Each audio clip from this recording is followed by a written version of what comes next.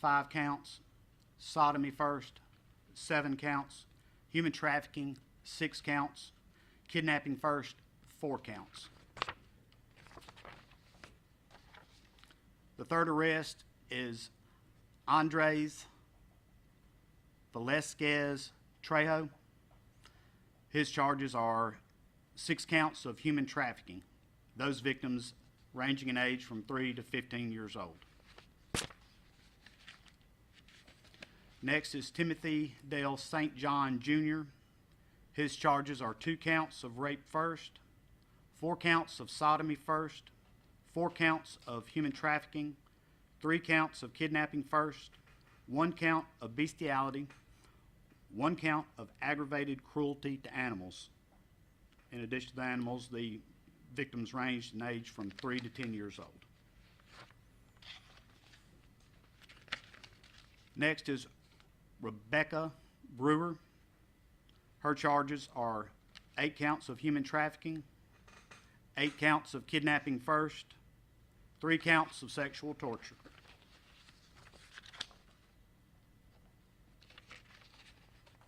Next arrest is Ricky Terrell. His charge right now is 1 count of rape first. We anticipate more charges on these other ones as they have just been arrested last night and have not been to grand jury yet.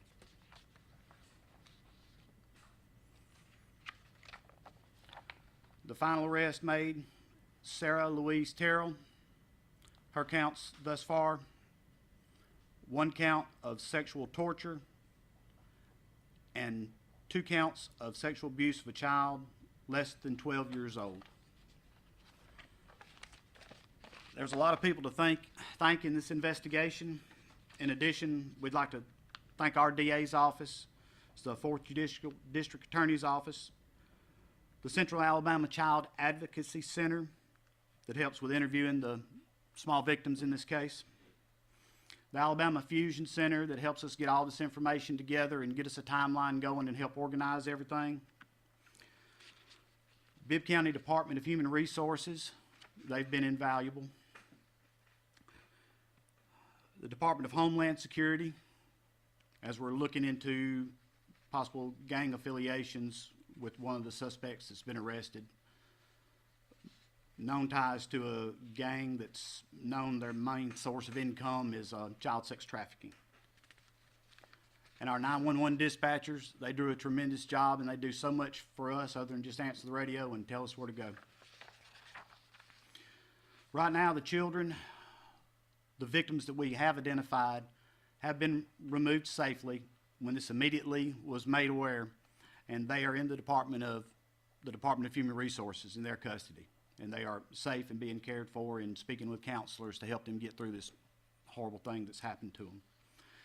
It's still an ongoing investigation, and we anticipate more arrests and, unfortunately, more victims. Now, but I'd be glad to take a couple of questions if I could answer them. Yes, ma'am? How are all these people connected? I know there are some with the same last name, but I think some even with different last names, they're in-laws and that kind of thing. Can you kind of lay that out for us? Correct. And for the privacy of the children, I'll just suffice it to say that yes, some of the victims, the offenders, were their parents and different relatives and things like that, which can draw from the last names being the same as the offenders and victims. So, yes.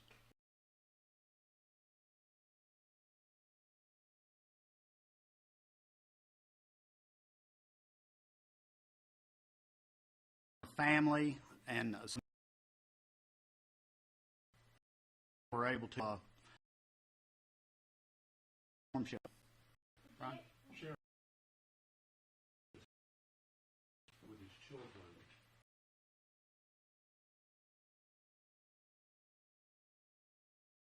How did we get to this point? Where were the parents? Where were the uncle, the aunts, or even friends? Correct. Well, a lot of the relatives being involved, so they're not going to come forward. But as far as this, there was a suspicion by the Department of Human Resources there was child abuse going on there. That's when they contacted us to open the investigation. Immediately, victims removed and arrests began being made.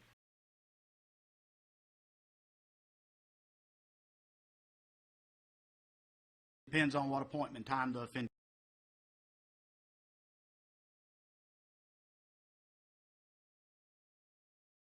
tied to a pole that was there, bound to a bed that was there, or in a chair that was there.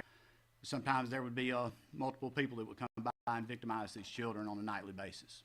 And do you know how much they were paid, or was it different? We've heard different numbers. I understand that sometimes they could make up to $1,000 a night. The DA says that there's maybe up to 12 more men involved. Is there any way to track down these men, or do you have any leads on it? And what about those who purchased the images from Velasquez Trejo? That is out to invest started. So yeah, I was waiting until a time such as this when we had the known victims safe and the for sure known suspects in custody before we wanted to give out a lot of information on this case, but it is still ongoing. And like I said earlier, unfortunately, I'm afraid there's going to be more victims and many more suspects. And these guys are diligent and they're going to run down everybody they can. Besides the victims whose parents were involved that you mentioned, those who maybe didn't have parents involved, are there any knowledge of their, were they knowledgeable of this going on, and could any criminal charges be brought against them? That is something part of the ongoing investigation. I do not think that anybody that was not involved in this directly was aware that it was going on. How many additional victims do you anticipate? If you had 10 already, how many additional do you anticipate? There's no telling. As I'm sure many of your investigators are parents, aunts, uncles, how has it been for you all on kind of peeling this back layer by layer and seeing all this? It seems like it's bad, and it goes from worse to worse to worse to worse. Absolutely, it's horrible as a parent when you sit there and you look at your child. I mean, I have a 30-year-old, a 23-year-old, and a 9-month-old, and I just look at that little girl and I'm thinking, how could you? I mean, absolutely horrible. These men have children that they have to go home to when they can get off from a case like this and be with their children, and I'm sure they just hold them a little tighter. And I know that those children have to just thank God that they have good parents like these men. And were drugs in this? Yeah. Oh, yeah. Do you know what drugs those were to use to incapacitate the victims?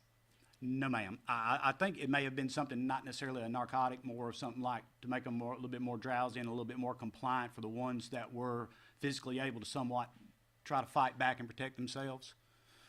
But no, and I know that there was another investigation that was that had kind of crossed over a little bit involving drugs at that residence, and then we kind of had to say, all right, let's wait a minute on that. We've got more important things that we have to address right now. And you know who was getting the money that they would pay? Who the money went to?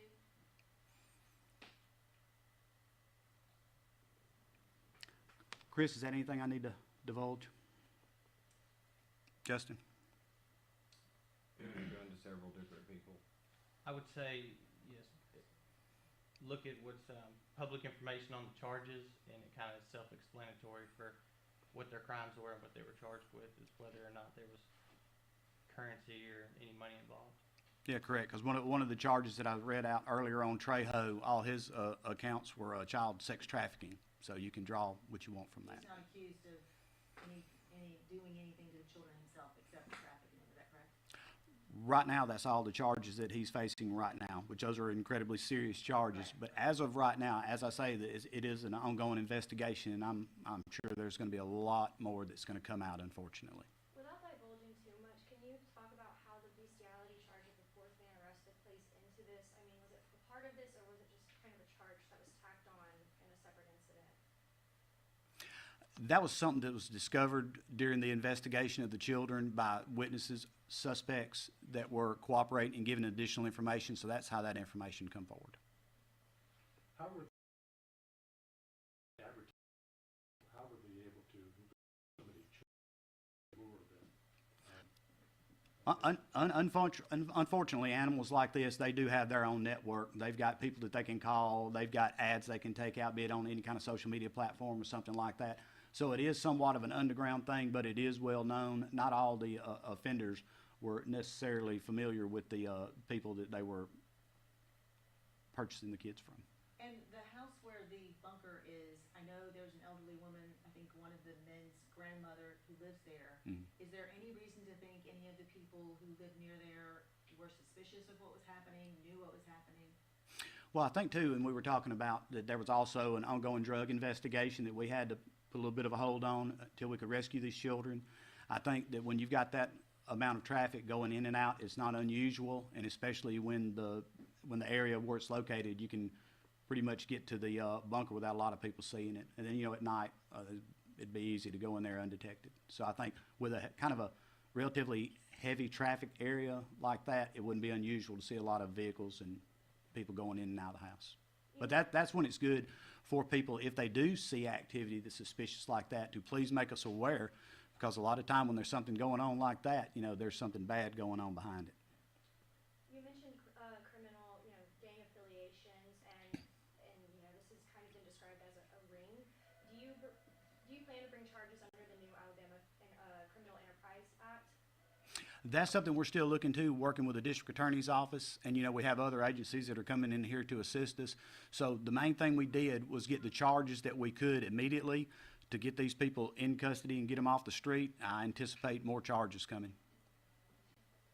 Sheriff, is there evidence, I think you spoke to it, that this is linked to a larger criminal conspiracy or organization, and are there other agencies, federal, involved in your investigation?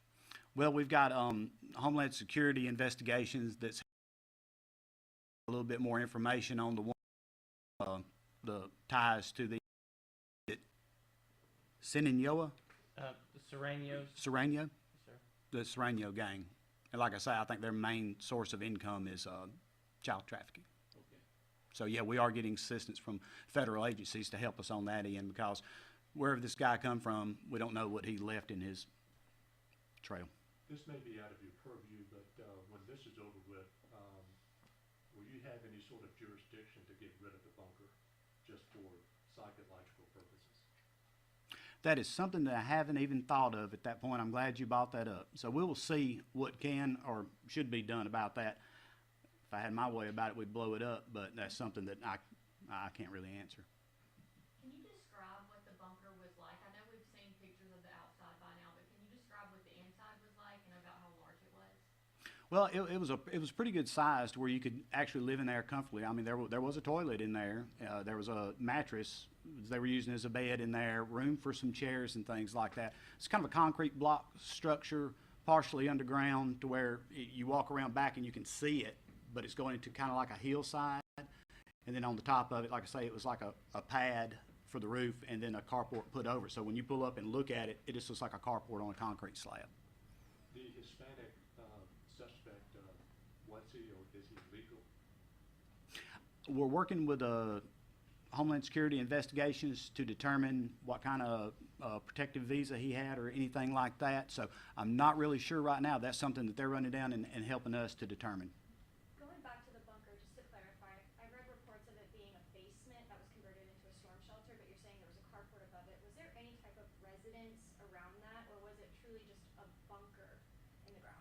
It was right there by the residence, so it was adjacent, but you couldn't access it from the residence like directly. You had to go and come in the back of it. And it was, just for clarification, this was built as a storm shelter and was used for this purpose. This was not built for this purpose. No, ma'am, and that was one of my first questions. But no, I do believe it was built for a good thing and used for a horrible thing. Where are the mothers of these children? Could she be implicated as well? The ones that aren't in jail, we're still working on that, yeah.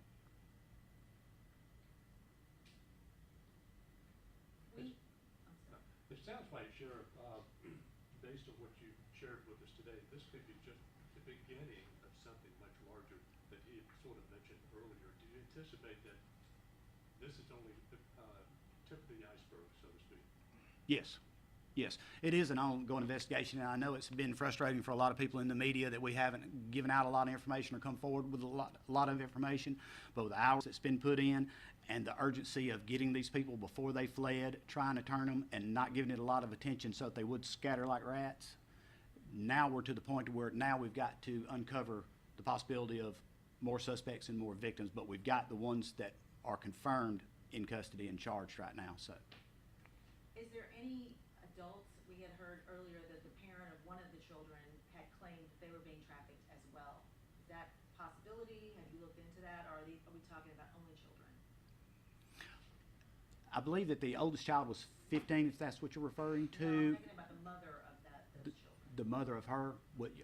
Ask me that question again. I apologize. Any allegations or belief that any of these moms of the children might have been trafficked as well? That's not something I'm aware of. Chris or Justin may be able to answer that question. I'm not aware that the mothers were trafficked. Okay. Just to clarify, the two women charged are the mothers of these children, with some of these children. Yes.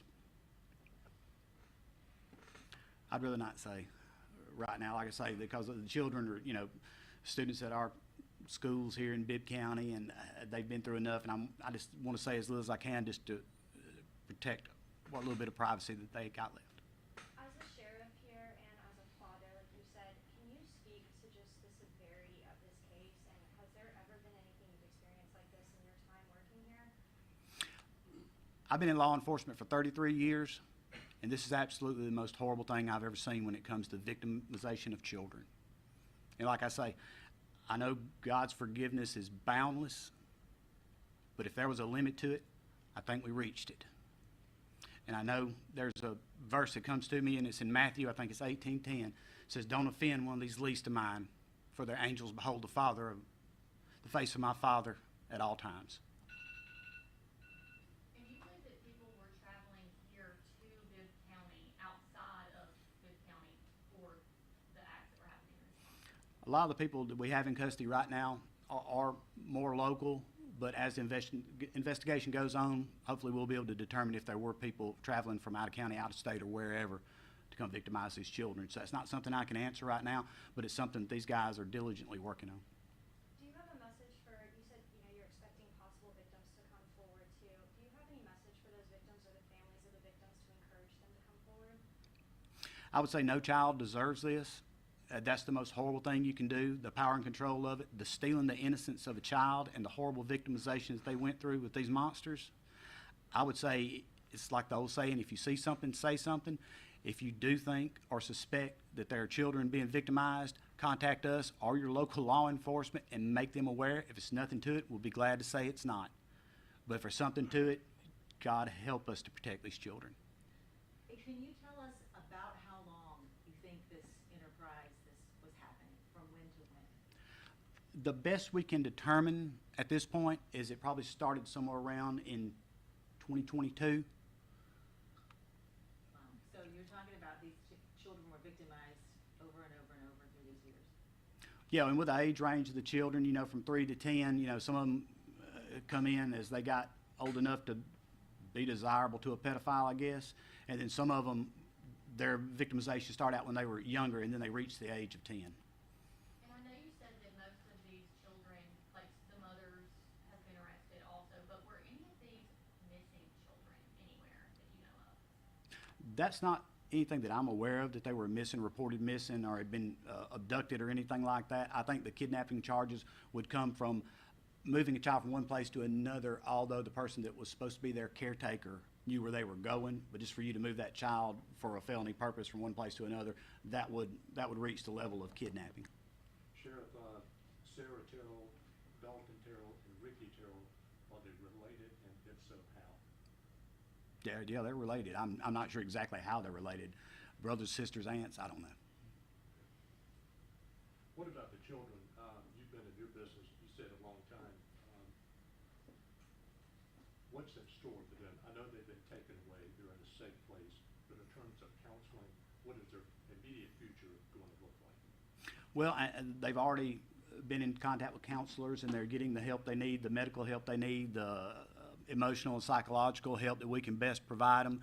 That for the younger kids, I'm hoping this is a blurry memory, because some of the statements of the children, they were unable to remember certain things, and then things would come to mind. And some of the older children, they'll carry this vividly for the rest of their lives. So all we can do is the best we can by them to help them get past this. You can't heal from this, but you can move on as best you can, and we're going to see, along with the Department of Human Resources, that these children get everything they can to have the best life that they can. You mentioned that these were kids that were in schools here and stuff, so they were leaving and going to school and having that sort of Yes. Are there any, adults other than their parents or so-called caretakers that maybe fail these children, school officials, anything like that? And could they be criminally liable for this? Not that I'm aware of, because normally, and with our school system, if something's going on or something looks out of place, they call us immediately because we have a very good working relationship with them, as we do DHR. It's a small county. They'll call my cell phone and say, hey, Jody, this little girl's missed 3 days of school and she's had some bruises when she come in. Then we'll sick the dogs on them then. But we work very well with them. I'm not sure there was any indication. And, as in any case like this, sometimes the victims are reluctant to come forward. They're afraid they're going to get in trouble. Their victimizers have control over them. They are their caretakers, and they still some care about their parents. But no report has come from a school official or anybody else about this that lifted you off? I do not think that there was anything at the school that would have led anybody there to think that there was anything wrong at home. They would certainly have contacted us immediately, I can promise you. What about you guys? Counseling made available to these gentlemen, or perhaps even you? If they had time, they would probably get some. They have been wide open. I guarantee you, they've seen these poor children more than they've seen their own. They were calling me last night after we met for a couple hours yesterday. They were calling me last night at midnight, giving me updates on what was going on and talking about their concerns. And we met at my house so we could just kind of sit and talk, and then give me some more updates on the case in preparation for this conference. And then, of course, we had a lot of personal talks. And it's hard to sit there and talk to your chief investigator while he's holding your 9-month-old about something horrible that happened to another little child that doesn't have as good as ours do. Can we hear from either one of them?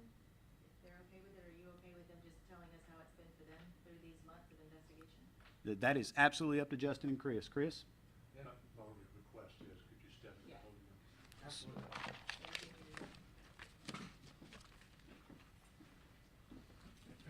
Just give us your name again real quick in case anybody missed it before. I'm Christopher Poole. How long have you been with the sheriff's department? I started the sheriff's office in 2017. So just, what's this been like for you? It's been heartbreaking. It's been heartbreaking. It's very sad. We don't want to see any children ever have to go through this.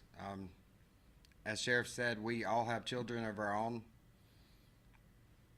God puts us at the place that we need to be put at that time, and I think me and Justin, our agency, has been put there, and we're going to do everything we can. And my only message to all fighting for y'all, we're going to help you find it. We're going to help you find it, and we're going to put everybody who has done any wrong to any child in this county away. Our sheriff is very supportive of that.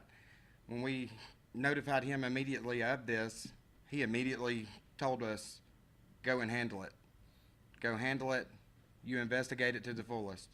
And that's what we intend on doing. How do you leave this out the door when you go home and not take it home to your own kids and your wife? You got to keep the faith. Faith is a strong thing that you got to keep through this. Chris, at what point during the investigation did you and your partner, and perhaps even the sheriff, realize this is going to be a lot bigger than what we thought? Was it day one back in February? At what point did you realize this was huge? Yeah, so in February, we knew any child abuse is serious to us, but we noticed that it started getting bigger the second arrest that we made. Once we was interviewing Dalton Terrell, he ended up giving us a lot of information, and we started investigating a lot more. Have all of the suspects confessed? Multiple ones of the suspects have confessed.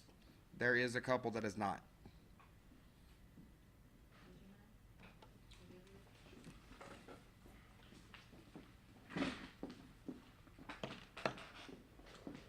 Thank you, I appreciate that. Just say your name for us real quick. My name is Justin Hobbs. Okay, and how long have you been with the sheriff's department? I've been with the sheriff's office about a year now. Just tell us what this has been like for you. Hard to put into words, honestly. It's hard to put into words. It's hard to describe. I mean, the sheriff has said this is the worst case against children he's ever seen, and he's been doing it a lot longer than you, so this could be the worst thing you've ever seen, and you've only been here a year, so it's gotta be pretty shocking to deal with. I would agree with that. Yes, ma'am. Are you able to share with us, any expressions from the children once they realized they had been rescued? I would prefer not to, just to protect the innocence of the children and their well-being. How do you not take this home? I mean, how do you leave it at work, when work seems to last a long time anyway? I would say 6 years in the Army taught me very well to leave it at the house and try not to take it home. As somebody that lives in this community, and like she said, you've only been doing this for a year now, what kind of sentiment do you have to say to people outside this county to let them know that this isn't everybody here? This is such a dark and twisted thing, but it's not all of Bibb County, correct? That's correct. This is a beautiful county. It's filled with a lot of natural beauties. We have things here that you won't find anywhere else in Alabama. You have the Cahaba lily, which is the shoal lily that you see on the Cahaba. I've met people from Indiana, Wisconsin, Maine that have come here for college trips to see those things and the beauty that's here, and the people here are great. So, Justin, are you able to address whether y'all are having to make special arrangements for the suspect to put him in solitary confinement, and or any of the suspects on suicide watch? I don't think that's something I'll be able to answer. Not at this time. I wouldn't know that information. Are you able to clarify if Dalton Terrell is related to Rich Terrell and Sarah Terrell? I think refer to how the sheriff answered the question is probably best. Thank you. Thank y'all. Anything you wanna finish with, Sheriff, or do you feel like you got everything in there you needed to? I think that about covers it, unless y'all have any other questions. I mean, the guys have done a great job. I'm very proud of them. They're doing awesome. He's got many years in law enforcement. He's just been with us for a year right now. So they're very good. They're very capable. And unfortunately, the only credit I can take in this case is hiring the right men to do the job. They've done great. Based on what you know, you don't have to speak at the mic, but based on what you know at this point, do you anticipate another round of arrests before Friday, like another